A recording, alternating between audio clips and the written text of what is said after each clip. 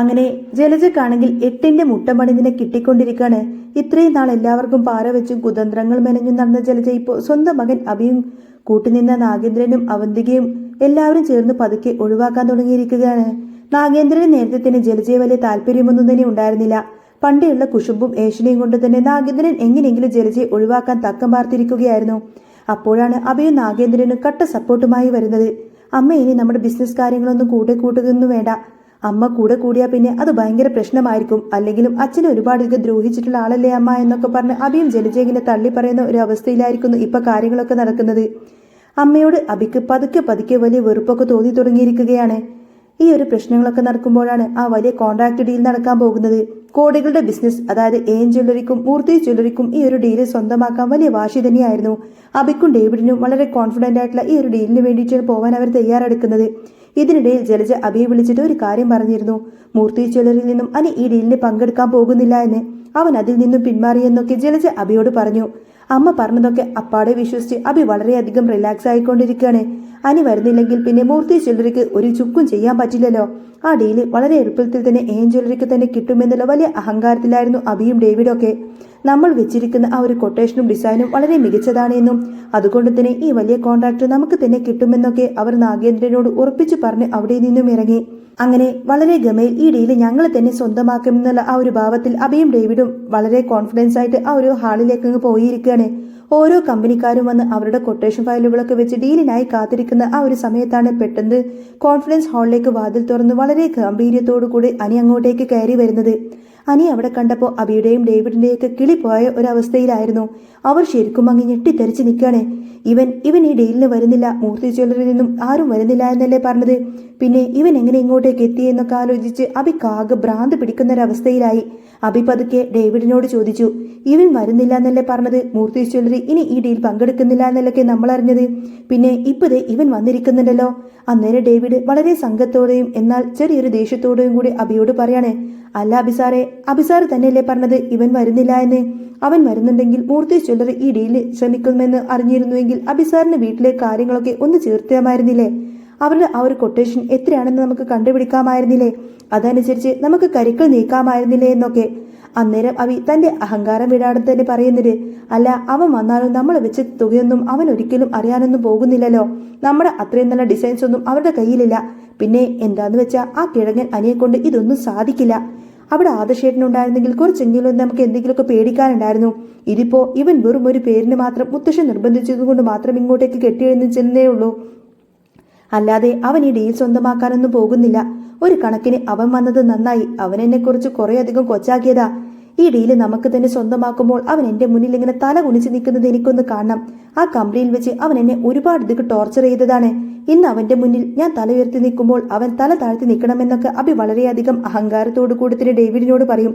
അന്നേരം ഡേവിഡ് അത് ശരിവെച്ചുകൊണ്ട് തന്നെ, എന്തായാലും നമ്മൾ നല്ല രീതിയിൽ തന്നെ പ്രസന്റ് ചെയ്യുന്നുണ്ടല്ലോ, അതുകൊണ്ട് ഈ ഡീല് നമുക്ക് തന്നെ കിട്ടുമെന്നും പറഞ്ഞുകൊണ്ട് തന്നെ വീണ്ടും കോൺഫിഡന്റ് ആയിട്ട് അവിടെ തന്നെ ഇരിക്കുകയാണ്.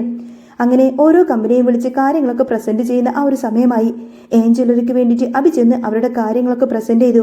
അവർ വെച്ചിരിക്കുന്ന ഡിസൈൻസും അവർ കൊടുത്തിരിക്കുന്ന കൊട്ടേഷനും എല്ലാം വളരെ താഴെയാണെന്നും ഈ ഡീല് വേറെ ആർക്കും കിട്ടാതെ തന്നെ ഞങ്ങൾക്ക് തന്നെ കിട്ടുമെന്നൊക്കെ അവർക്ക് നല്ല ഉറപ്പുണ്ടായിരുന്നു. അതേസമയം മൂർത്തി ജ്വല്ലറിക്ക് വേണ്ടിയിട്ട് അണി പ്രസന്റ് ചെയ്യുകയാണ്. സത്യത്തിൽ ആദർശ് പറഞ്ഞതനുസരിച്ച് എൻ ജ്വല്ലറി വെക്കുന്ന കൊട്ടേഷൻ എത്രയാണെന്ന് കൃത്യമായി തന്നെ മനസ്സിലാക്കി അതിനും താഴ്ത്തിയിട്ടാണ് മൂർത്തി ജ്വല്ലറി കൊട്ടേഷൻ കൊടുത്തിരിക്കുന്നത്. അതുപോലെ തന്നെ ഓർണമെന്റ് ഡിസൈൻ ചെയ്ത മാളവിക ആയതുകൊണ്ട് തന്നെ വളരെ മികച്ച ഡിസൈനുകളാണ് നയനെ കൊണ്ട് അവർ വരപ്പിച്ച് തയ്യാറാക്കിയിരിക്കുന്നതും. ഇതെല്ലാം പ്രസന്റ് ചെയ്ത് വളരെയധികം അഭിമാനത്തോടു കൂടി മൂർത്തി ജ്വല്ലറിയുടെ പ്രതിനിധിയായി അനി അവിടെ ഇരിക്കുകയായിരിക്കും. അന്നേരം അനി അടുത്ത് വന്നിരിക്കുന്ന സമയത്തിന് അബി വീണ്ടും ചൊറിയാൻ നോക്കി. എന്താടാ നീ എന്തിനാണ് വെറുതെ വന്നത്? നീ വരുന്നില്ലെന്നാണല്ലോ വീട്ടിലെല്ലാവരോടും പറഞ്ഞത്. എന്താ എന്നെ തെറ്റിദ്ധരിപ്പിക്കാൻ വേണ്ടിയിട്ടാണോ നീ അങ്ങനെ പറഞ്ഞേ?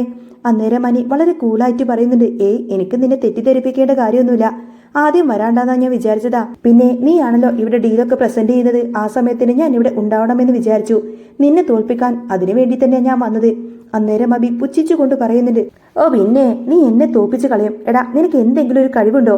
അവിടെ ആദർശേട്ടനുണ്ടായിരുന്നെങ്കിൽ കുറച്ചെങ്കിലും പ്രതീക്ഷയുണ്ടായിരുന്നു. നീ വെറുതെ ഇങ്ങ് വന്നിരിക്കുന്ന എല്ലാ ഡീലും അങ്ങ് സ്വന്തമാക്കാമെന്നാ നിന്റെ വിചാരം? കവിത എഴുതി നടക്കുന്ന പോലെയല്ല ബിസിനസ് ഡീല്. അന്നേരം മണി പറഞ്ഞത്, ശരി നമുക്ക് കാണാം, ഏതായാലും ഇതൊന്ന് കഴിഞ്ഞോട്ടെ, ആരാണ് തലകുനിച്ചിരിക്കാൻ പോകുന്നതെന്നൊക്കെ നമുക്ക് കാണാമെന്നൊക്കെ പറഞ്ഞ് അനിയും ശക്തമായി തന്നെ വെല്ലുവിളിച്ചു. അങ്ങനെ എല്ലാ കമ്പനിക്കാരും പ്രസന്റേഷൻ കഴിഞ്ഞ് ഡീലിങ്ങനെ ആർക്കാണെന്നൊക്കെ പ്രഖ്യാപിക്കാൻ പോകുന്ന നിമിഷമായി. എല്ലാവരുടെയും ഹൃദയമിടിപ്പ് കൂടിയിരിക്കുകയാണ്. ആരെയാണ് സെലക്ട് ചെയ്യാനിരിക്കുന്നത് എന്നറിയാനുള്ള ആ ഒരു ആകാംക്ഷയിലായിരുന്നു എല്ലാവരും. അങ്ങനെ ഇരിക്കുന്ന സമയത്തിന് മീറ്റിംഗ് നയിക്കുന്ന ആള് പ്രഖ്യാപിക്കുകയാണ്, വി ചൂസ് മൂർത്തീസ് ജ്വല്ലറി എന്ന്. അത് കേട്ടപ്പോൾ അബിയുടെയും ഡേവിഡിന്റെയും തലയിൽ ഇടുത്തി വീണത് പോലെയൊരു അവസ്ഥയായി. അവർക്ക് സ്വന്തം കാതുകളെ വിശ്വസിക്കാൻ പോലും പറ്റിയില്ല. മൂർത്തീസ് ജ്വല്ലറിയാണ് അവർ സെലക്ട് ചെയ്തിരിക്കുന്നത്. ഇതൊന്നും കാണും കേൾക്കും ചെയ്യുന്ന സമയത്തിന് അബിക്കും ഡേവിഡും ശരിക്കും അങ്ങ് ഞെട്ടിപ്പോയി. അനിയെ സന്തോഷത്തോടു കൂടി തന്നെ അവർ അതിർത്തേക്ക് വിളിച്ച് വലിയ കോൺട്രാക്ട് പേപ്പറിലെല്ലാം തന്നെ സൈൻ ചെയ്യിപ്പിച്ചു.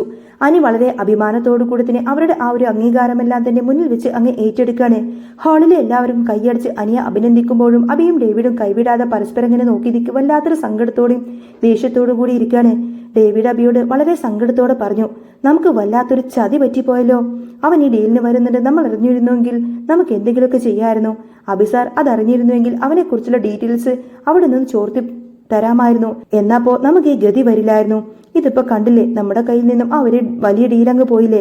അന്നേരം അബി വല്ലാത്ത നാണക്കേടോടുകൂടെ പറയുന്നുണ്ട്, ശരിയാ, അവൻ കണ്ടില്ലേ എന്റെ മുന്നിൽ ഇങ്ങനെ തലയുയർത്തി പിടിച്ചു നിൽക്കുന്നത്. ഇങ്ങനെ സംഭവിക്കാൻ പാടില്ലായിരുന്നു. നമുക്ക് ഈ ഡീൽ നഷ്ടപ്പെടാൻ പാടില്ലായിരുന്നു. ഇനിയിപ്പോ എന്താ ചെയ്യാ? ഈ ഒരു അവസരം അവൻ കൊണ്ടുപോയത് എനിക്ക് അംഗീകരിച്ചു കൊടുക്കാനേ പറ്റുന്നില്ല. അന്നേരം ഡേവിഡ് വീണ്ടും ഓർമ്മിപ്പിച്ചു, അങ്ങനെ ഇനിയിപ്പോ പറഞ്ഞിട്ടൊന്നും കാര്യമില്ല. ഇനി നാഗേന്ദ്ര സാറിനോട് നമ്മൾ എന്ത് പോയി പറയും? സാറ് നമ്മൾ ജയിച്ചു വരുമെന്ന് പ്രതീക്ഷിച്ചിട്ടാണ് അവിടെ കാത്തിരിക്കുന്നത്. മൂർത്തി ജ്വല്ലറിയുടെയൊക്കെ മുൻപിൽ ഉയർന്നു നിൽക്കാൻ പറ്റുന്ന ഒരു അവസരമായിരുന്നു ഇത്. അതുപോലെ കോടികളുടെ ലാഭമാണ് ഈ ഒരു ഡീൽ വഴി നമുക്ക് കിട്ടേണ്ടിയിരുന്നത്. അതെല്ലാം നമുക്ക് നഷ്ടപ്പെട്ടു പോയില്ലേ. ഈ നഷ്ടപ്പെട്ടത് വഴി നമുക്ക് എത്ര കോടി രൂപയുടെ നഷ്ടമുണ്ടായി എന്നറിയാമോ അബി സാറിന്? അബി നിസ്സഹായമായി പറഞ്ഞു, എന്ത് ചെയ്യാൻ പറ്റും ഡേവിഡ് സാറേ, ഇങ്ങനെയൊക്കെ സംഭവിക്കുമെന്ന് ഞാൻ അറിഞ്ഞില്ല. ഇതിന്റെയൊക്കെ പിന്നിൽ എവിടെയോ ഇവന്മാരുടെ വലിയ കള്ളക്കളി തന്നെ നടന്നിട്ടുണ്ട്. അന്നേരം ഡേവിഡ് പറഞ്ഞു, അപ്പോൾ സാറിന് മനസ്സിലായല്ലോ ആദർശ് കമ്പനിയിൽ നിന്നും പുറത്തിറങ്ങിയെങ്കിലും അവിടെ അവരുടേതായിട്ടുള്ള ചില കളികളൊക്കെ നടത്തുന്നുണ്ട് എന്ന് മനസ്സിലായല്ലോ. അന്നേരം അബി പറയുന്നുണ്ട്, തീർച്ചയായിട്ടും എനിക്ക് മനസ്സിലായി. ആദർശ് ചെറിയ കളികളൊന്നുമല്ല അവിടെ കളിക്കുന്നത്. അല്ലാതെ ഈ അനിക്കൊണ്ടുകൂടെ മാത്രം ഇങ്ങനെയൊന്നും പറ്റില്ല. പിന്നെ ഇവൻ പങ്കെടുക്കുന്നില്ലെന്ന് എന്റെ അമ്മയാണ് എന്നോട് വിളിച്ചു പറഞ്ഞത്. സത്യമായിട്ട് പറഞ്ഞതാ. അങ്ങനെ അവരാകെ നാണം കെട്ടി നിൽക്കുമായിരിക്കും. കോൺട്രാക്ടൊക്കെ സ്വന്തമാക്കി ഭയങ്കര സന്തോഷത്തോടു കൂടി അനി അവിടെ നിന്നും ഇറങ്ങി വരുന്ന സമയത്തിന് അബിയുടെ നേരെ വന്നിട്ട് ചോദിക്കുന്നുണ്ട്, കണ്ടോ ഈ പാറ തല കുനിച്ച് നിൽക്കുന്നതെന്ന്? അല്ല, നീ എന്താ പറഞ്ഞത്? നീ വലുതായിട്ട് എന്തൊക്കെ ഇവിടെ ചെയ്യുമെന്നൊക്കെയല്ലേ? എന്നിട്ടിപ്പോ എന്താ സംഭവിച്ചത്? പഴയതുപോലെ തന്നെ ഈ ഡീലും മൂർത്തീസ് ജ്വല്ലറിക്ക് തന്നെ കിട്ടി. നിന്നെ കൊണ്ടൊന്നും ഈ ജന്മം മൂർത്തീസ് ജ്വല്ലറിയെ തോൽപ്പിക്കാനൊന്നും പറ്റില്ല അബി എന്നൊക്കെ പറഞ്ഞ കൊടുത്തിന് അനി അവിടെ നിന്നും വെല്ലുവിളിക്കാണ്. അങ്ങനെ അനി നേരെ മുത്തശ്ശനെ വിളിച്ചുകൊണ്ട് പറയുന്നുണ്ട് താൻ ആ ഡീല് സ്വന്തമാക്കിയെന്ന്. അത് കേട്ടപ്പോൾ മുത്തശ്ശന് ഭയങ്കര സന്തോഷം. മുത്തശ്ശൻ എല്ലാവരോടുമായി പറഞ്ഞു, ആദർശിനെ പോലെയൊന്നുമല്ല അനി. ഇപ്പോ വളരെ നല്ല ഉത്തരവാദിത്തോടു കൂടി തന്നെ അവൻ കാര്യങ്ങളൊക്കെ ചെയ്യുന്നുണ്ടല്ലോ. അവന് ഒറ്റക്ക് പോയിട്ട് വലിയ ഡീലൊക്കെ സ്വന്തമാക്കിയില്ലേ എന്നൊക്കെ പറയും. അങ്ങനെ അനിയെ സ്വീകരിച്ചിട്ട് വീട്ടിലേക്ക് കയറ്റിയാണ് മുത്തശ്ശൻ. മുത്തശ്ശൻ അനിയെ വല്ലാതെ ഇങ്ങനെ അഭിനന്ദിക്കുന്നുണ്ട്. അന്നേരം അനി വളരെ സത്യസന്ധമായി പറഞ്ഞു, അത് മുത്തശ്ശ, എന്റെ മാത്രം കഴിവ് കൊണ്ടൊന്നുമല്ല ഈ ഡീല് നമുക്ക് കിട്ടിയത്. ആദർശേട്ടനാണ് ഇതിന്റെ പിന്നിൽ ഒരുപാടധികം പ്രവർത്തിച്ചത്. അല്ലാതെ ഞാൻ മാത്രം വിചാരിച്ചിരുന്നുവെങ്കിൽ ഈ ഡീൽ ഒരിക്കലും നമുക്ക് കിട്ടില്ലായിരുന്നു. ആദർശേട്ടൻ എന്നെ സഹായിച്ചത് കൊണ്ടും അവർ വെക്കുന്ന ആ ഒരു കൊട്ടേഷൻ എമൗണ്ടിനേക്കാൾ കുറച്ച് കൊട്ടേഷൻ നമ്മൾ വെച്ചത് കൊണ്ടൊക്കെയാണ് ഈ ഡീല് നമുക്ക് കിട്ടിയത്. എൻ ജ്വല്ലറിയിലെ എല്ലാ വിവരങ്ങളും ആദർശേട്ടന് കൃത്യമായി തന്നെ ലഭിക്കുന്നുണ്ട്. അതിനുള്ള കരുക്കളൊക്കെ ആദർശേട്ടൻ തന്നെയാണ് നീക്കുന്നത്. അതുവഴിയാ നമുക്ക് ഈ ഡീല് നേടിയെടുത്തത് എന്നൊക്കെ പറഞ്ഞു. മുത്തശ്ശൻ പറയുന്നുണ്ട്, എങ്ങനെയായാലും എനിക്ക് ഭയങ്കര സന്തോഷമായി മോനെ. കാരണം എന്താന്ന് വെച്ചാൽ ഇതുവരെ നമ്മുടെ ജ്വല്ലറിക്ക് തൽക്കാലം പിടിച്ചു നിൽക്കാൻ പറ്റും. ഈ കോൺട്രാക്ട് വഴി കോടികളുടെ ലാഭം തന്നെയാണ് നമുക്ക് ഉണ്ടാവാൻ പോകുന്നത്. അങ്ങനെയൊക്കെ പറഞ്ഞ് മുത്തശ്ശൻ അവിടെ എല്ലാവരും ഭയങ്കര ഹാപ്പി ആയിട്ട് ഇങ്ങനെ നിൽക്കുമായിരിക്കും. അനന്തപുരിയിലുള്ളവരൊക്കെ ശരിക്കും ഈ ഒരു വിജയം അങ്ങ് ആഘോഷിക്കുകയാണ്. ഇതേ സമയം അബിക്ക് പറ്റിയത് വല്ലാത്തൊരു അബദ്ധമായി പോയി. ആ ഡീല് കിട്ടാതെ വന്നത് കൊണ്ട് തന്നെ ആകെ ടെൻഷൻ വിയർത്ത് കുളിച്ചാണ് അബിയും ഡേവിഡും ഇരിക്കുന്നത്. കോൺഫറൻസ് ഹാളിൽ നിന്നും പുറത്തിറങ്ങിയിട്ട് ഡേവിഡ് പേടിയോടുകൂടി നാഗേന്ദ്രനെ വിളിച്ചു. നാഗേന്ദ്രനെ വിളിച്ച് കാര്യം പറയാൻ തുടങ്ങുമ്പോഴേക്കും നാഗേന്ദ്രൻ വളരെ സന്തോഷത്തോട് ചോദിക്കുന്നുണ്ട്, എന്തായി ഡേവിഡ്, ആ ഡീല് നമുക്ക് തന്നെ കിട്ടിയോ എന്ന്? നമുക്ക് തന്നെ കിട്ടുമല്ലോ, അല്ലാതിരിക്കാൻ വഴിയില്ലല്ലോ. എന്റെ മോൻ അബിയെ കൊണ്ടല്ലേ നീ പോയിരിക്കുന്നത്? അപ്പോ ഉടനെ തന്നെ ഡേവിഡ് വിക്കി പറയുന്നുണ്ട്, സാറേ നമുക്ക് വലിയൊരു ചതി പറ്റി. നമുക്ക് ആ ഡീലൊന്നും കിട്ടിയില്ല. അപ്പൊ തന്നെ അത് കേട്ട് നാഗേന്ദ്രൻ ശരിക്കും അങ്ങ് ഞെട്ടി. നാഗേന്ദ്രൻ അവിശ്വസനീയതയോട് ചോദിക്കുന്നത്, എന്ത് കിട്ടിയില്ലെന്നോ? അതെ സാറേ, ആ ഡീല് നമുക്ക് കിട്ടിയില്ല. പകരം മൂർത്തി ജ്വല്ലറിക്കാതെ കിട്ടിയിരിക്കുന്നത്. അത് കേട്ടപ്പോ നാഗേന്ദ്രൻ ശരിക്കും അങ്ങ് ഞെട്ടിത്തെറിച്ചു പോയി. നാഗേന്ദ്രൻ ചോദിക്കുന്നത്, എന്ത് മൂർത്തി ജ്വല്ലറിക്കോ? അവർ ആ ഡീലിലെങ്ങനെ ഉണ്ടായിരുന്നോ? അതിന് അവരില്ലെന്നല്ലേ അബിയോട് പറഞ്ഞിരുന്നത്? അവരിതിൽ പങ്കെടുക്കുന്നില്ല എന്നല്ലേ പറഞ്ഞത്? എന്നിട്ടിപ്പോൾ അവർ പങ്കെടുത്തോ? അതെ സർ, അവർ പങ്കെടുക്കുകയും ചെയ്തു. അവർക്ക് ആ ഡീല് തന്നെ കിട്ടുകയും ചെയ്തു. അതുവഴി കോടികളുടെ സമ്പാദ്യം അവരുടെ കൈകളിലേക്ക് എത്തി. നമ്മൾ അവരുടെ മുൻപിൽ വല്ലാതെ അങ്ങ് നാണം കെട്ടുപോയി. അന്നേരം നാഗേന്ദ്രൻ ദേഷ്യം ഇങ്ങനെ കടിച്ചു പിടിച്ച് ചോദിക്കുന്നുണ്ട്, എന്താ നിങ്ങൾ ഈ പറയുന്നത്? എനിക്കൊന്നും മനസ്സിലാവുന്നില്ലല്ലോ. അതേ സാറേ, ഞങ്ങൾ ഇങ്ങോട്ടേക്ക് വന്നിട്ട് കാര്യങ്ങളൊക്കെ നേരിട്ട് പറയാം, ഞാനും അബിയും കൂടി പെട്ടെന്ന് അങ്ങോട്ടേക്ക് വരാമെന്നൊക്കെ പറഞ്ഞ് ഡേവിഡ് ഫോൺ വെച്ചു. അങ്ങനെ നാഗേന്ദ്രൻ ഭയങ്കര ദേഷ്യമായിട്ടിരിക്കുകയാണ്. ആ സമയത്തിന് നാഗേന്ദ്രൻ അവിടെ നിൽക്കുന്ന സമയത്തിന് അവന്തിക വരും. നാഗേന്ദ്രൻ അവന്തികയോട് പറയുന്നുണ്ട്, അവന്തികയെ നമുക്ക് ആ ഡീല് കിട്ടിയില്ല, അബിയും ഡേവിഡും പോയി നാണം കെട്ട് വരുന്നുണ്ട്. ആ വലിയ ഡീൽ മൂർത്തി ജ്വല്ലറിക്കാ കിട്ടിയിരിക്കുന്നത്. അന്നേരം അവന്തിക അത്ഭുതത്തോട് ചോദിക്കുന്നുണ്ട്, മൂർത്തി ജ്വല്ലറിയിൽ നിന്നും അനി പങ്കെടുക്കുന്നില്ല എന്നല്ലേ പറഞ്ഞത്? പിന്നെ അവർക്ക് എങ്ങനെയാ ഡീല് കിട്ടി? അതെ, പങ്കെടുക്കുന്നില്ല എന്ന് അബി പറഞ്ഞതാണ്, പക്ഷേ അവൻ ആ ഡീലിന് എത്തിയിരുന്നു. അവർക്ക് തന്നെയാ ആ ഡീല് കിട്ടിയതും. പഴയ ചരിത്രം വീണ്ടും ആവർത്തിക്കുക തന്നെയാ എനിക്ക് തോന്നുന്നത്, നാഗേന്ദ്രൻ പറഞ്ഞു. അപ്പോഴേക്കും ഉടനെ അവന്തിക പറഞ്ഞു, അഭിയേട്ടന് 8ന്റെ പണി കിട്ടിയതിൽ എനിക്ക് സന്തോഷമുണ്ട്, പക്ഷേ ഈ സമയത്ത് അവർക്ക് ആ ഡീല് കിട്ടരുതായിരുന്നു. മൂർത്തി ജ്വല്ലറി നമുക്ക് പൂർണ്ണമായും തകർത്ത് കാണണമെങ്കിൽ ഈ ഒരു ഡീല് അവർക്ക് കിട്ടരുതായിരുന്നു. അവർക്ക് എന്താ പറ്റിയത്? അനി ഡീലിന് പോകുന്നില്ല എന്നുള്ള കാര്യം ഈ അബിക്ക് എവിടുന്നാ കിട്ടിയത് എന്നൊക്കെ അവന്തിക ചോദിച്ചു. അതെ, അവൻ തന്നെയാ അത് പറഞ്ഞത്, അവൻ ഇങ്ങോട്ടേക്ക് വരട്ടെ, ഞാൻ ചോദിക്കാമെന്നൊക്കെ പറഞ്ഞ് നാഗേന്ദ്രനാണെങ്കിൽ കട്ടക്കലിപ്പിലിങ്ങനെ ഇരിക്കുമായിരിക്കും. അങ്ങനെ ഡേവിഡും അബിയും തോറ്റു തുന്നമ്പാടിങ്ങനെ വളരെ ദയനീയമായി തിരിച്ചു വരികയാണ് നാഗേന്ദ്രന്റെ അടുത്തേക്ക്. നല്ല ദേഷ്യത്തിൽ തന്നെ നിൽക്കുമായിരിക്കും നാഗേന്ദ്രൻ. ആ സമയത്തിന് അവർ രണ്ടുപേരും പതുക്കെ ഇങ്ങനെ അങ്ങോട്ടേക്ക് കയറി വരാണ്. അന്നേരം നാഗേന്ദ്രൻ അവരെ കണ്ടപാടെങ്കിൽ പൊട്ടിത്തെറിച്ചുകൊണ്ട് ചോദിക്കുന്നുണ്ട്, നീയൊക്കെ എന്തിനാണ് അങ്ങോട്ടേക്ക് പോയത്? എന്തൊരു ഉത്തരവാദിത്തമില്ലായ്മ ഡേവിഡും അബിയും ചേർത്തുകൊണ്ട് തന്നെ ഈ കാണിച്ചു വെച്ചിരിക്കുന്നത്. അന്നേരം ഡേവിഡ് പേടിച്ച് വിറച്ചുകൊണ്ട് പറയുന്നുണ്ട്, സാറേ, നമ്മൾ ചെയ്യേണ്ടതെല്ലാം വളരെ കറക്റ്റായിട്ട് തന്നെയാ ചെയ്തു വെച്ചിരിക്കുന്നത്. നല്ല താഴ്ത്തി തന്നെയാ നമ്മൾ കൊട്ടേഷനൊക്കെ കൊടുത്തിരുന്നത്. അതുകൊണ്ട് തന്നെ അത് തീർച്ചയായിട്ടും നമുക്ക് തന്നെ കിട്ടേണ്ടതായിരുന്നു. പക്ഷേ ഇതിൻ്റെയൊക്കെ കാത്ത് വലിയൊരു ചതി നടക്കുന്നുണ്ട് സാറേ. നമ്മൾ കൊടുത്ത കൊട്ടേഷനേക്കാളും കുറച്ച് താഴ്ത്തിയിട്ടാണ് മൂർത്തി ജ്വല്ലറിക്കാർ അവിടെ കൊട്ടേഷൻ കൊടുത്തിരിക്കുന്നത്. അതവർക്ക് എങ്ങനെ സാധിച്ചു എന്നുള്ള കാര്യം നമുക്കറിയില്ല. അതുകൊണ്ടാണ് നമുക്ക് ഈ ഡീൽ നഷ്ടപ്പെട്ടത്. പിന്നെ നമ്മൾ ഡിസൈൻ ചെയ്തു വെച്ചിരിക്കുന്ന ആഭരണങ്ങൾ പോലെ തന്നെ അതിലും ഒരു പടി മുന്നിലുള്ള അതിമനോഹരമായ ആഭരണങ്ങളാണ് അവർ വെച്ചിരിക്കുന്നത്. നമുക്ക് തന്നെ കിട്ടേണ്ടതായിരുന്നു. പക്ഷേ എവിടെയോ എന്തോ വലിയൊരു ചതി മണക്കുന്നുണ്ട് എന്ന് ഡേവിഡ് പറഞ്ഞു.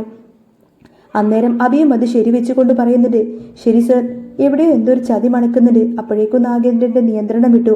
അയാൾ അബിയോടങ്ങ് ചൂടാവുകയാണ്. എന്ത് ചടിയാതാ അവിടെ നടന്നത്? അല്ല, നീ ആ വീട്ടിൽ തന്നെയല്ലേ താമസിക്കുന്നത്? അവിടുത്തെ ഓരോ രഹസ്യമെങ്കിലും നീ അവിടെ വന്ന് പറയാൻ നിന്നെ കൊണ്ട് സാധിച്ചിട്ടുണ്ടോ? അല്ല ഈ ഡീലിന് നീ പുറപ്പെടുമ്പോൾ നീ ഒന്ന് ചിന്തിക്കണമായിരുന്നു. അത് നീയല്ലേ പറഞ്ഞത് അനി ഈ ഡീലിൽ പങ്കെടുക്കുന്നില്ല എന്ന്? നമുക്കതുകൊണ്ട് അവിടെ വേറെ ശത്രുക്കളൊന്നുമില്ല. ഈസി ആയിട്ട് തന്നെ നമുക്ക് ഈ ഒരു കാര്യം നേടാൻ പറ്റുമായിരുന്നു. എന്നിട്ട് അവൻ പങ്കെടുക്കുക മാത്രമല്ല, നമ്മുടെ കൊട്ടേഷനേക്കാളും താഴ്ത്തി അവർ ഈ ഒരു ഡീല് സ്വന്തമാക്കിയിരിക്കുകയും ചെയ്തു. അവിടുത്തെ രഹസ്യം പോയിട്ട് ഒരു കാര്യം പോലും നിനക്കറിയാൻ പറ്റുന്നില്ലല്ലോ. എടാ, നിന്നോട് ആരാ പറഞ്ഞത് അനി ആ ഡീലിന് പങ്കെടുക്കുന്നില്ല എന്ന്? അത് കേട്ട് വിശ്വസിച്ച് നീ വലിയ വായിലങ്ങ് പറയുവാണ്. അവരെല്ലാവരും കൂടിയിട്ടുള്ള ഒത്തുചേരലാണോ ഇത് എന്ന് നാഗേന്ദ്രൻ ചോദിച്ചു. അപ്പോൾ ഉടനെ തന്നെ അബി പറഞ്ഞു, അവരെല്ലാവരും ഒത്തുകൂടിയാണോ എന്നൊന്നും എനിക്കറിയില്ല. കാരണം എന്നോട് ഈ ഒരു കാര്യം ഉറപ്പിച്ചു പറഞ്ഞത് എൻ്റെ അമ്മയാണ് എന്നെ വിളിച്ചു പറഞ്ഞത് അനി ഡീലിന് പങ്കെടുക്കുന്നില്ല എന്ന്. ഹോ, അവളാണോ നിന്നോട് പറഞ്ഞത്? എങ്കിൽ തീർച്ചയായിട്ടും എന്തെങ്കിലും ചതി ഇതിന്റെ പിന്നിൽ കാണും. നിന്റെ അമ്മ പറയുന്ന എന്തെങ്കിലും കാര്യം വിശ്വസിക്കാൻ കൊള്ളാവാടാ. അവൾ വിശ്വസിച്ചാണോ നീ ഇത്രയും വലിയൊരു തീരുമാനമെടുത്തത് എന്ന് നാഗേന്ദ്രൻ പുച്ഛത്തോടെ ചോദിച്ചു. അന്നേരം ഉടനെ അബി പറഞ്ഞു, അല്ല, അമ്മക്ക് അവരോട് നല്ല ശത്രുതയുണ്ട്. അതുകൊണ്ട് തന്നെ അവരുടെ നാശം കാണാനാ അമ്മ കാത്തിരിക്കുന്നത്. അതുകൊണ്ട് അമ്മ വിളിച്ചു പറഞ്ഞപ്പോൾ ഞാൻ അത് വിശ്വസിക്കാതിരിക്കേണ്ട കാര്യമില്ലല്ലോ. അതുമല്ല, അനന്തപുരിയിൽ നടക്കുന്ന എല്ലാ കാര്യങ്ങളും എല്ലാ രഹസ്യങ്ങളും അമ്മ അവിടെ നിന്ന് നന്നായിട്ട് തന്നെ അറിയുകയും ചെയ്യുന്നുണ്ട്. അന്നേരം നാഗേന്ദ്രൻ പറയുന്നത്, അതൊക്കെ ഉണ്ടായിരിക്കും. നിന്റെ അമ്മക്ക് പണ്ടേ കുതന്ത്രങ്ങൾ മെനയാൻ നല്ല കഴിവാണ്. പക്ഷേ ദേ, നിന്നോട് ഞാനൊരു കാര്യം പറഞ്ഞേക്കാം. ഇനി അമ്മയുമായിട്ട് ഒരു ചങ്ങാത്തം കൂടാനും അവൾ പറയുന്നതൊന്നും വിശ്വസിച്ച് ഇവിടെ വന്ന് പ്രവർത്തിക്കാനൊന്നും നീ നിൽക്കണ്ട. അവൾ പറയുന്നതും പ്രവർത്തിക്കുന്നതും ഒന്നും എനിക്ക് കേൾക്കേണ്ട കാര്യമില്ല. ഞാൻ നേരത്തെ തന്നെ തീരുമാനിച്ച കാര്യങ്ങൾ അതൊക്കെ. അവൾ ഈ ജ്വല്ലറിയുടെ കൂടെ നാശം കാണും, എന്നെയും പിച്ചിച്ചിട്ട് എടുപ്പിക്കും. അതാണ് അവളുടെ പണ്ടേയുള്ള സ്വഭാവം. അതുകൊണ്ട് ദേ, നിനക്കിവിടെ നിൽക്കണമെന്നുണ്ടെങ്കിൽ ജ്വല്ലറിയുടെ MD ആയിട്ട് നിനക്കിവിടെ വാഴണമെന്നുണ്ടെങ്കിൽ അവളുമായിട്ട് എല്ലാവിധ ചങ്ങാത്തം അങ്ങ് ഒഴിവാക്കിയേക്ക്. നിന്റെ അമ്മ എന്നുള്ള ആ ഒരു സ്നേഹമുണ്ടല്ലോ, അതങ്ങ് ഒഴിവാക്കുന്നതാ അബി നിനക്ക് നല്ലത്. അന്നേരം അബി തല കുനിച്ചുകൊണ്ട് പറയുന്നത്, ശരി സർ, ഞാൻ അങ്ങനെ വലിയൊരു അബദ്ധത്തിൽ പറ്റിപ്പോയി. അതുകൊണ്ട് തന്നെ ഇനി ഞാൻ സൂക്ഷിച്ച് ചെയ്തോളാം. അമ്മയുമായിട്ട് കൂടുതൽ കമ്പനിക്കൊന്നും ഞാൻ പോകുന്നില്ല. അമ്മ പറയുന്ന എല്ലാ കാര്യങ്ങളും ഞാൻ ഇനി വിശ്വസിക്കത്തുമില്ല എന്നൊക്കെ അബി ഉറപ്പിച്ചു പറഞ്ഞു. അങ്ങനെയാണെങ്കിൽ നിനക്ക് കൊള്ളാമെന്നൊക്കെ ഒരു താക്കീത് പോലെ പറയാണ് നാഗേന്ദ്രൻ. ഇതേ സമയത്തിന് ആദർശും നയനൊക്കെ ഭയങ്കര സന്തോഷമായിട്ട് ഇരിക്കായിരിക്കും. തങ്ങൾ ഉദ്ദേശിച്ച പോലെ തന്നെ ഈ ഒരു ഡീല് മൂർത്തി ജ്വല്ലറിക്ക് കിട്ടിയതിന്റെ വലിയൊരു ആഘോഷമായിരുന്നു അവര്. അന്നേരം ആദർശും നയനയും കൂടി ആ ഒരു സന്തോഷം പങ്കുവെച്ച് സംസാരിക്കുകയാണ്. ആ സമയത്തിന് ആദർശ് പറയുന്നുണ്ട്, അപ്പോ നമ്മൾ വിജയിച്ചു തുടങ്ങിയ നയനെ മൂർത്തി ജ്വല്ലറിയുടെ തകർച്ച കാണാൻ കാത്തിരിക്കുന്നവരാ ജ്വല്ലറിക്കാര്. അവർ അവിടെ നിന്ന് തകർന്ന് തരിപ്പണമാവുന്നത് നമ്മൾ കണ്ടല്ലേ? അനി അത്ഭുതത്തോടെ പറയുന്നുണ്ട്. ശരിക്കും എനിക്കൊരു അത്ഭുതം തോന്നാണ് ആദർശേട്ടൻ പറഞ്ഞതുപോലെ തന്നെ കാര്യങ്ങളൊക്കെ കറക്റ്റായിട്ട് നടന്നു കേട്ടോ എന്ന് പറയുന്ന സമയത്തിന് ആദർശ് പറഞ്ഞു, അതെ, നമുക്കൊരു അജ്ഞാത കരങ്ങളിൽ നിന്ന് ഈ മെസ്സേജുകളൊക്കെ വരുന്നത്. അതിൽ വരുന്ന കാര്യങ്ങളൊക്കെ പകുതിയും നമുക്ക് സപ്പോർട്ട് ചെയ്യാൻ വേണ്ടി തന്നെയാണ്. അവർ നമ്മുടെ ശത്രുക്കളാണോ മിത്രങ്ങളാണോ എന്നൊന്നും എനിക്ക് ആദ്യം വലിയ സംശയമുണ്ടായിരുന്നു.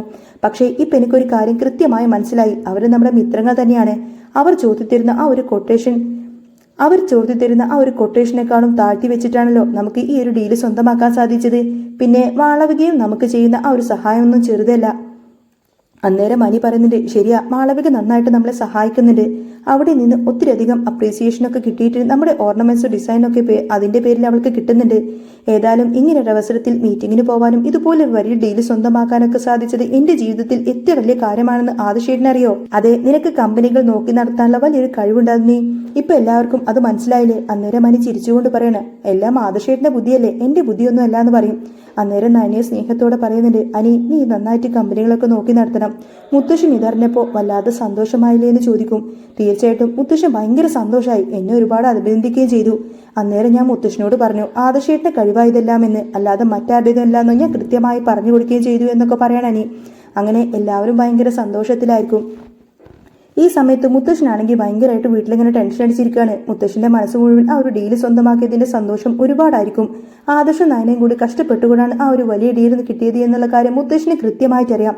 അതുപോലെ തന്നെ അനിയുടെ മാത്രം കഴിവ് കൊണ്ടൊന്നല്ല ഇതൊന്നും നടന്നത് എന്നും അറിയാം. അങ്ങനെ മുത്തശ്ശൻ മനസ്സിൽ വല്ലാത്തൊരു കുറ്റബോധത്തോടെ ഇങ്ങനെ വിചാരിക്കുകയാണ്, പാവം ആദർശം നയനയും അവരെന്നെ ഒരുപാടധികം സ്നേഹിക്കുന്നുണ്ട്. എന്നിട്ടും ഞാൻ അവരെങ്ങനെ ഒരു കാരണമില്ലാതെ വെറുപ്പിച്ചിരിക്കല്ലേ? അവരെ ഞാൻ ഒരുപാടധികം ബുദ്ധിമുട്ടിച്ചുകൊണ്ടിരിക്കുകയാണല്ലോ. ഞാൻ ഇങ്ങനെയൊക്കെ മനഃപൂർവ്വം അല്ലെങ്കിലും അവരോടൊന്നും പെരുമാറാൻ പാടില്ലായിരുന്നു. അവരുടെ മനസ്സിന് ഒരുപാടധികം പ്രയാസമുണ്ടായിട്ടുണ്ടാവും. അവരെ രണ്ടുപേരെയും നന്നായിട്ട് വിഷമിച്ചിട്ടുണ്ടാവും. ആദർശിന്റെ കാര്യം പിന്നെ പോട്ടേന്ന് വെക്കാം. എന്റെ നയനമോൾ, അവൾ ഇങ്ങനൊരു ഗർഭിണിയായ അവസ്ഥയിലിരിക്കുന്ന സമയത്തിന് ഞാൻ അവളോട് പെരുമാറിയത് കുറച്ചുകൂടി കൂടിപ്പോയി എന്നൊക്കെ എനിക്ക് തോന്നുവാണ്. എനിക്ക് എന്റെ മോളെ കണ്ടിട്ടൊന്ന് സംസാരിക്കണം, അവളോട് എല്ലാ കാര്യങ്ങളും തുറന്നു പറയണം. അല്ലാതെ ഇനിയും അവളെ ഇങ്ങനെ വിഷമിച്ച് വീർപ്പും പൊട്ടിക്കാനൊന്നും എനിക്ക് താല്പര്യമില്ല. മോളോട് എനിക്കൊന്ന് സംസാരിക്കണം എന്നൊക്കെ പറഞ്ഞിട്ട് ഇങ്ങനെ നിൽക്കുമായിരിക്കും മുത്തശ്ശൻ. അങ്ങനെ മുത്തശ്ശൻ നയനെ വിളിക്കാനായിട്ട് ഫോൺ എടുത്തു. വിളിച്ച് സംസാരിക്കാൻ പറ്റാത്തതുകൊണ്ട് തന്നെ നയനക്കൊരു മെസ്സേജ് ഇടുകയാണ് ചെയ്യുന്നത് മുത്തശ്ശൻ നയനക്ക് ഇങ്ങനെ മെസ്സേജ് ഇടാണ്, നയനെ, നാളെ രാവിലെ നമ്മുടെ കുടുംബക്ഷേത്രത്തിലേക്ക് നീ ഒന്ന് വരണം. എനിക്ക് നിന്നെ കണ്ട് കുറച്ച് കാര്യങ്ങളൊക്കെ സംസാരിക്കാനുണ്ട്. നീ വരുമ്പോൾ ആദർശിനെ കൂടെ കൂട്ടേണ്ട, മറ്റാരെങ്കിലും വേണമെങ്കിൽ നീ കൂടെ കൂട്ടിക്കോ. പക്ഷേ ആദർശിനെ നീ കൂട്ടരുത്. നീ എന്നെ കാണാൻ വരുന്ന വിവരം ആദർശ് ഒരിക്കലും അറിയ വേണ്ട എന്ന് മെസ്സേജ് ഇട്ടു. അന്നേരം ഈ ഒരു മെസ്സേജ് കാണുമ്പോൾ ഭയങ്കര സന്തോഷമാവാണ് നയനക്ക്. മുത്തശ്ശന്റെ മനസ്സിൽ നമ്മൾ ഇപ്പോഴും ഉണ്ടല്ലോ ആദർശേട്ടനോട്. മുത്തശ്ശൻ പരുക്കനായിട്ട് പെരുമാറുന്നുണ്ടെങ്കിൽ അതിലെന്തെങ്കിലും വലിയ കാര്യമുണ്ടായിരിക്കും. അങ്ങനെയൊക്കെ നയന ഇങ്ങനെ മനസ്സിൽ വിചാരിക്കുന്നുണ്ട്. എന്തായാലും മുത്തശ്ശനെ പോയി കാണാൻ സംസാരിക്കണം. പാവം മുത്തശ്ശനോട് ഒരുപാടധികം വിഷമമായിട്ടുണ്ടാവും. എന്നോട് ഇങ്ങനെയൊക്കെ പെരുമാറിയത് കൊണ്ട് തന്നെ മുത്തശ്ശന് വിഷമമായിട്ടുണ്ടാവും എന്നൊക്കെ ചിന്തിക്കുകയാണ് നയന. അങ്ങനെ പിറ്റേന്ന് രാവിലെ തന്നെ നയന മുത്തശ്ശനെ കാണാൻ വേണ്ടി അമ്പലത്തിലേക്ക് പോയി. രാവിലെ തന്നെ അമ്പലത്തിലേക്ക് പോവാൻ ഇറങ്ങാണ്. അന്നേരം അവിടുത്തെ ചേച്ചി എലിസബത്ത് വന്ന് ചോദിക്കുന്നുണ്ട്, എലിസബത്ത്, ഞാനും കൂടെ വരട്ടെ എന്ന് ചോദിക്കും. അന്നേരം നയന പറഞ്ഞിട്ട്, വേണ്ട ചേച്ചി, ഞാൻ തനിയെ പോയിക്കോളാമെന്ന്, ഞാൻ പോയി മുത്തശ്ശനെ കണ്ടിട്ട് വരാമെന്നൊക്കെ പറഞ്ഞു. അന്നേരം എലിസബത്ത് വളരെയധികം സ്നേഹത്തോടെയും കരുതലോടെയും പറയണേ, മൂർത്തി സാർ എന്നോട് ഇന്നലെ എല്ലാ കാര്യങ്ങളും പറഞ്ഞിരുന്നു. അതുകൊണ്ട് മാഡത്തെ തനി അങ്ങോട്ടേക്ക് വിടണ്ടെന്നാ എന്നോട് പറഞ്ഞത്. കാരണം അന്ന് അമ്പലത്തിൽ തനിയെ പോയിട്ട് അങ്ങനെയുള്ള വലിയ അപകടങ്ങളൊക്കെ സംഭവിച്ചത് നമ്മൾ കണ്ടതല്ലേ. ഇനിയും അങ്ങനെ എന്തെങ്കിലും സംഭവിച്ചാലോ എന്ന് മുത്തശ്ശന് നല്ല പേടിയുണ്ട്. അതുകൊണ്ട് ഞാനും കൂടി മാഡത്തിന്റെ കൂടെ വരാം. പോയി അമ്പലത്തിൽ പോയി തൊഴുത് മൂർത്തി സാറിനെയും കണ്ടിട്ട് നമുക്ക് ഒരുമിച്ച് പോരാമെന്നൊക്കെ പറയും. എന്നാ ശരി, ആദർശേട്ടൻ ഇതൊന്നും അറിയണ്ട മുത്തശ്ശൻ പറഞ്ഞിരിക്കുന്നത് കേട്ടോ, നയനെ ഓർമ്മിപ്പിച്ചു. അന്നേരം എലിസബത്തും പറയുന്നില്ല, ശരി മാഡം, ആദർശ് സാർ ഇതൊന്നും അറിയില്ല, നമുക്ക് വേഗം പോയിട്ട് വരാമെന്ന് പറയും. അങ്ങനെ കാറിൽ കയറി എലിസബത്തും കൂടി അവരുടേതായിട്ട് കുടുംബക്ഷേത്രത്തിലേക്ക് പോയി. അങ്ങനെ മുത്തശ്ശനെ കാണാൻ പോവാണ്. അവിടെ ചെല്ലുമ്പോൾ മുത്തശ്ശൻ നേരത്തെ തന്നെ അവിടെ വന്നിട്ടുണ്ടായിരുന്നു. മുത്തശ്ശൻ നയനോട് വളരെ വാത്സല്യത്തോടും സ്നേഹത്തോടെയാണ് സംസാരിക്കുന്നത്. മോളെ, നയനെ എന്നൊക്കെ വിളിച്ച് നിറ കണ്ണുകളോടെ മുത്തശ്ശൻ പറയാണ്, മോളെ, നിന്നോട് ഞാൻ അന്ന് വീട്ടിൽ വെച്ച് ഇങ്ങനെയൊന്നും പരിക്കനായിട്ടൊക്കെ പെരുമാറി. അത് വേറൊന്നും കൊണ്ടല്ല എന്റെ മോളെ. ആദർശ് സ്വന്തം കാലിൽ നിൽക്കാൻ പഠിക്കണം. അവൻ അങ്ങനെ ഒരു വഴിയിൽ ഒറ്റയ്ക്കെത്തണം. നമ്മുടെ ശത്രുക്കളെ അവൻ തന്നെ കണ്ടെത്തണം. തകർന്നുകൊണ്ടിരിക്കുന്ന നമ്മുടെ ജ്വല്ലറി അവൻ കരകയറ്റണം. അതിന് അവന് ഒരു വാശി തന്നെയൊക്കെ ഉള്ളിൽ വേണം. അവനിൽ ആ ഒരു വാശി ഉണ്ടാക്കിയെടുക്കാൻ വേണ്ടിയിട്ടാണ് ഞാനും അവനോടും നിന്നോടൊക്കെ ഇങ്ങനെയൊക്കെ പ്രവർത്തിച്ചത്. മാത്രമല്ല, വീട്ടിലെല്ലാവരും ഞാൻ ഇപ്പോഴും ആദർശനോട് കൂടുതൽ പരിഗണന കൊടുത്തു എന്നൊക്കെ ചിന്തിക്കാനും പാടില്ല. ഒരിക്കലും ഞാൻ അങ്ങനെ ഒരു പരിഗണന ആർക്കും കൊടുക്കുന്നില്ല എന്നൊക്കെ അവരെ വിശ്വസിക്കണം. നമ്മുടെ ജ്വല്ലറിയിൽ ഇനിയും നഷ്ടം വരാതെ മുന്നോട്ട് പോകണം. അതിനു വേണ്ടിയിട്ടാണ് മോളെ ഞാൻ ഇങ്ങനൊരു നാടകം കളിച്ചത് എന്നൊക്കെ പറയണം മുത്തശ്ശൻ. അല്ലാതെ എന്റെ മോളുടെ മനസ്സ് വിഷമിപ്പിക്കണം എന്നോർത്തിട്ട് ഞാൻ ഒന്നും കരുതിയിട്ടില്ല, ഒന്നും ചെയ്തിട്ടില്ല. ഇനി ഈ ഒരു അവസ്ഥയിൽ ഗർഭിണിയായിട്ട് ആ ഒരു കൊച്ചു വീട്ടിൽ താമസിക്കാൻ എനിക്ക് നല്ല വിഷമമുണ്ട് മോളെ. നീ തിരിച്ച് നമ്മുടെ വീട്ടിലേക്ക് തന്നെ വരണം. അവിടെ വന്ന് നീ സന്തോഷമായിട്ട് തന്നെ ജീവിക്കണം, സന്തോഷമായിട്ട് താമസിക്കാമെന്ന് മുത്തശ്ശൻ സങ്കടത്തോടെ പറഞ്ഞു. അന്നേരം നയന വളരെയധികം സ്നേഹത്തോടെ മുത്തശ്ശന്റെ കൈ പിടിച്ചുകൊണ്ട് പറയുന്നുണ്ട്, ഇല്ല മുത്തശ്ശ, ആദിശേട്ടൻ എവിടെയാണോ അവിടെ തന്നെയാണ് ഞാനും നിൽക്കുമെന്ന് പറയും. അങ്ങനെ മുത്തശ്ശനുമായിട്ട് മനസ്സ് തുറന്ന് സംസാരിച്ച് എല്ലാ കാര്യങ്ങളും മനസ്സിലാക്കുമ്പോൾ നയനക്ക് വല്ലാത്ത സന്തോഷം തോന്നി. ആദർശനോട് വെറുതെ ഒന്ന് മുത്തശ്ശൻ പുറമെ പരുക്കനായിട്ട് പെരുമാറുകയാണ്, അല്ലാതെ മുത്തശ്ശന്റെ മനസ്സിൽ ഒരിക്കലും ആദർശനോട് ദേഷ്യമില്ല എന്നറിയുമ്പോൾ നയനക്ക് ഒരുപാടധികം ആശ്വാസവും സന്തോഷമൊക്കെ തോന്നാണ്. അങ്ങനെ അവർ രണ്ടുപേരും വളരെയധികം ഹാപ്പി ആയിട്ടായിരിക്കും വീട്ടിലേക്ക് വരുന്നത്. ഇതേ സമയത്തിന് നവ്യാണെങ്കിൽ വീട്ടിലിരുന്ന് മനസ്സിൽ ഇങ്ങനെ ഭയങ്കര സന്തോഷത്തിലായിരിക്കും. കാരണം ജ്വല്ലറിക്കാർക്ക് ആ ഒരു വലിയ ഡീല് കിട്ടാതെ മൂർത്തി ജ്വല്ലറിക്ക് അത് കിട്ടിയും അഭിയും കൂട്ടരും തോറ്റു തുന്നമ്പാടിയും നാണം കെട്ടുപോയി എന്നൊക്കെ ഓർക്കുമ്പോൾ നാണം കെട്ട് നാറിപ്പോയി എന്നൊക്കെ ഓർക്കുമ്പോൾ നവ്യക്ക് ഭയങ്കര അങ്ങ് സന്തോഷം തോന്നി. നവ്യ മനസ്സിലിങ്ങനെ വിചാരിക്കാണ്, ഏതായാലും അത് വളരെ നന്നായി. എടാ അഭി ദുഷ്ട, നിന്റെ പതനം ഇത് ആരംഭിച്ചിരിക്കുന്നു. ഇന്ന് നീ അനിയുടെ മുൻപിൽ തലകുനിച്ച് നിന്നില്ലേ, അത് കാണാൻ ഞാൻ ഒരുപാടധികം ആഗ്രഹിച്ചതാണ്. നീ അവന്റെ മുന്നിൽ തലയുയർത്തി നിൽക്കണമെന്ന് വിചാരിച്ചതല്ലേ, പക്ഷേ അവസാനം നിന്റെ തല താഴ്ന്നു. ഇനിയും നിന്റെ വലിയ പതനമാണ് ഉണ്ടാവാൻ പോകുന്നത്. നീയും ഏഞ്ചലും നശിച്ച് നാറാണക്കല്ലെടുപ്പിക്കും എന്നൊക്കെ ഇങ്ങനെ മനസ്സിൽ വിചാരിച്ചുകൊണ്ട് നവ്യ ഇങ്ങനെ ചിരിച്ചുകൊണ്ട് നിൽക്കുകയാണ്. ആ സമയത്താണ് അഭി കാറിൽ വന്ന് ഇറങ്ങുന്നത്.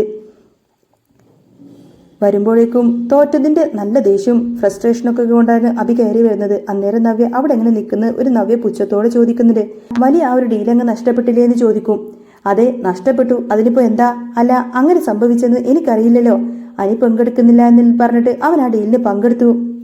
അനി പങ്കെടുക്കുന്നില്ല എന്നൊക്കെ പറഞ്ഞ് അവൻ ആ ഡീലിന് അങ്ങ് പങ്കെടുത്തു. നീ ഇപ്പൊ എന്നോടൊന്നും സംസാരിക്കണ്ട, എനിക്കാരോട് സംസാരിക്കാനും താല്പര്യമില്ല എന്നൊക്കെ പറഞ്ഞ് ആകെ കട്ടക്കലിപ്പിലിങ്ങനെ അകത്തേക്ക് കയറി പോവാണ് അഭി. അന്നേരം ജലജ അങ്ങോട്ടേക്ക് ഓടി വന്നു. എടാ മോനെ, എങ്ങനെ സംഭവിച്ചടാ? നിനക്ക് ആ ഡീല് കിട്ടിയത് എങ്ങനെയാടാ? അവൻ ആ ഡീലിന് പോകുന്നില്ല എന്നൊക്കെ പറഞ്ഞിട്ട് എന്താ സംഭവിച്ചത് എന്നൊക്കെ ചോദിക്കും. അന്നേരം അഭി വല്ലാത്ത ദേഷ്യത്തിൽ ഇങ്ങനെ വരികയാണ്. അഭി ഉറക്കെ പൊട്ടിത്തെറിച്ചുകൊണ്ട് പറഞ്ഞു, എന്താ നിങ്ങൾ സംസാരിച്ചുകൊണ്ട് വരുന്നത്? നിങ്ങളല്ലേ എന്നോട് വിളിച്ചു പറഞ്ഞത്, ഉറപ്പിച്ച് പറഞ്ഞത് ആ ഡീലിന് ഒരിക്കലും അനി വരില്ല എന്ന്? ആ ഒരൊറ്റ വിശ്വാസത്തിലല്ലേ ഞാൻ അങ്ങോട്ടേക്ക് കോൺഫിഡൻ്റ് ആയിട്ട് ആ ഹോളിലേക്ക് കയറി ചെന്നത്? ഈ കാര്യങ്ങൾ സംസാരിച്ചതും കോൺഫിഡൻ്റ് ആയിട്ട് നിന്നതൊക്കെ അതുകൊണ്ടാണ്. അനി അവിടെ പങ്കെടുക്കുന്നെന്ന് ഞങ്ങൾ ഒരിക്കലും തന്നെ വിചാരിച്ചിരുന്നില്ല. അനി പങ്കെടുക്കില്ല എന്ന് വിചാരിച്ച് അതനുസരിച്ച് കാര്യങ്ങളൊക്കെ ഞങ്ങൾ നീക്കിയേനെ. ഇതിപ്പോ നിങ്ങൾ മനഃപൂർവ്വം എന്നെ ചതിക്കുമായിരുന്നില്ലേ? നിങ്ങൾ സത്യത്തിൽ എന്റെ അമ്മ തന്നെയാണോ എന്നൊക്കെ അഭി അലറിക്കൊണ്ട് ചോദിച്ചു. അന്നേരം ജലജ ഇങ്ങനെ ആകെ ഞെട്ടി വിറച്ച് നിൽക്കുകയാണ്. എന്താണ് നീ പറയുന്നത്? ഞാൻ ഇവിടെ പറയുന്നത് കേട്ട വിവരം നിന്നെ വിളിച്ച് അറിയിച്ചതേ ഉള്ളൂ. ഞാൻ എന്റെ സ്വന്തം മോനെ ചതിച്ചു എന്നാണ് നീ പറയുന്നത് എന്നൊക്കെ ജലജ സങ്കടത്തോടെ ചോദിച്ചു. അല്ല, നിങ്ങൾ ചതിക്കും, അങ്ങനെയല്ലേ നിങ്ങൾ ചെയ്യത്തുള്ളൂ. നേരത്തെ തന്നെ നിങ്ങൾ എന്റെ അച്ഛനോട് അങ്ങനെ തന്നെയല്ലേ ചെയ്തത് എന്ന് അഭി ക്രൂരമായി ചോദിച്ചു. ഈ ചോറ് ഇവിടെയും കൂറ് അവിടെയും എന്ന് പറഞ്ഞതുപോലെ തന്നെയല്ലേ നിങ്ങളുടെ പണ്ടേയുള്ള സ്വഭാവം? ഇപ്പൊ സ്വന്തം മോന് നശിച്ചു പോകണമല്ലേ നിങ്ങൾ വിചാരിക്കുന്നത്? എനിക്ക് നിങ്ങളെ കാണാൻ വേണ്ട, എന്റെ കാര്യത്തിൽ ഇനി നിങ്ങൾ ഇടപെടാൻ വേണ്ട. അഭി മോനെ അങ്ങനെ എന്നെ വിളിച്ചുകൊണ്ട് തന്നെ സ്നേഹം കൊണ്ട് നടിച്ച് അടുത്തേക്ക് വരണ്ട എന്നൊക്കെ പറഞ്ഞുകൊണ്ട് തന്നെ ദേഷ്യപ്പെട്ടാണ്. അന്നേരം ജലജ കരഞ്ഞുകൊണ്ട് ചോദിക്കുന്നുണ്ട്, മോനെ അഭി, നിനക്കിത് എന്ത് പറ്റി? എന്താ പെട്ടെന്ന് നിനക്ക് വലിയൊരു മാറ്റം? നീ അമ്മയോട് ഇങ്ങനെയൊന്നും അല്ലായിരുന്നല്ലോ പെരുമാറിയുന്നത് എന്നൊക്കെ ചോദിച്ചു. ഇനി മുതൽ ഇങ്ങനെ തന്നെയായിരിക്കും. എൻ്റെ അടുത്തേക്ക് കൂടുതൽ വർത്താനം പറയാനൊന്നും നിങ്ങൾ വന്നേക്കരുത് എന്നൊക്കെ അഭി ദേഷ്യപ്പെട്ടങ്ങ് പറഞ്ഞു. എന്നാൽ ഇതെല്ലാം കേട്ടുകൊണ്ട് നിൽക്കുന്ന നവ്യ അവിടെ ഇങ്ങനെ വാതിൽക്കരികിൽ നിൽക്കുന്നുണ്ട്. നവ്യ ഇങ്ങനെ അന്തിച്ച് നിൽക്കുക. ഇപ്പോ ഇവിടെ എന്താ സംഭവിച്ചത്? ഇവൻ എന്താ സ്വന്തം അമ്മയോട് ഇങ്ങനെയൊക്കെ പെരുമാറുന്നത്? ഇവൻ ഇങ്ങനെയൊന്നും ആയിരുന്നില്ലല്ലോ, അമ്മ പറഞ്ഞ ജീവനായിരുന്നില്ലേ? നവ്യ ഇങ്ങനെ അത്ഭുതത്തോടെ ചിന്തിച്ചു. ഇതേ സമയം ജലജയ്ക്ക് സ്വന്തം മകന്റെ കയ്യിൽ നിന്നും ഒരു അടിപൊളി മുട്ടൻ പണി തന്നെയാണ് കിട്ടിയിരിക്കുന്നത്. ജലജ അങ്ങനെ വിട്ടിങ്ങനെ ഭയങ്കര കരച്ചിലായിരിക്കും. അഭി മുഖത്ത് നോക്കിയിട്ട് ഇങ്ങനെയൊക്കെ കടുത്ത ഭാഷയിൽ തന്നോട് പറഞ്ഞു കഴിയുമ്പോൾ എനിക്ക് ഈ ലോകത്തിന് ആരുമില്ലല്ലോ, സ്വന്തം മോൻ അഭി പോലും എന്നോട് ഇങ്ങനെയൊക്കെയാണല്ലോ പെരുമാറുന്നത് എന്നൊക്കെ ഓർത്ത് ഭയങ്കര വിഷമത്തിൽ ഇങ്ങനെ മാനസികാവസ്ഥയിലൊക്കെ വല്ലാത്തൊരവസ്ഥയിലായിരിക്കും ജലജ ആകെ തകർന്ന് അവിടെ നിന്നും മാറാൻ പോവാണ്. ജലജയ്ക്കിനി നല്ലതുപോലെ 8ന്റെ പണി തന്നെയായിരിക്കും അഭിയൊക്കെ കാരണം കിട്ടാനും പോകുന്നത്. കാരണം ഇത്രയും കാലം അവരെല്ലാവരും ചേർന്ന് കൊടുത്തിരിക്കുന്ന ആ ഒരു പണികളൊക്കെ തന്നെ തിരിച്ചു കിട്ടാൻ പോവാണ് ഇനി ജലജയ്ക്ക്. കാലം ആർക്കും മാപ്പ് കൊടുക്കില്ലല്ലോ. അപ്പോ ജലജയ്ക്ക് ഇനി കിട്ടാൻ പോകുന്ന നല്ല സൂപ്പർ കിഡിലൻ പണികളുടെയൊക്കെ എപ്പിസോഡൊക്കെ ഇനി വരാൻ പോകുന്നത്. അപ്പോൾ നിങ്ങൾക്ക് ഈ ഒരു ചാനൽ ഇഷ്ടമാണെങ്കിൽ സബ്സ്ക്രൈബ് ചെയ്യാനും സപ്പോർട്ട് ചെയ്യാനും മറക്കല്ലേ. നെക്സ്റ്റ് വീഡിയോ ഉടനെ വരാം. ബൈ.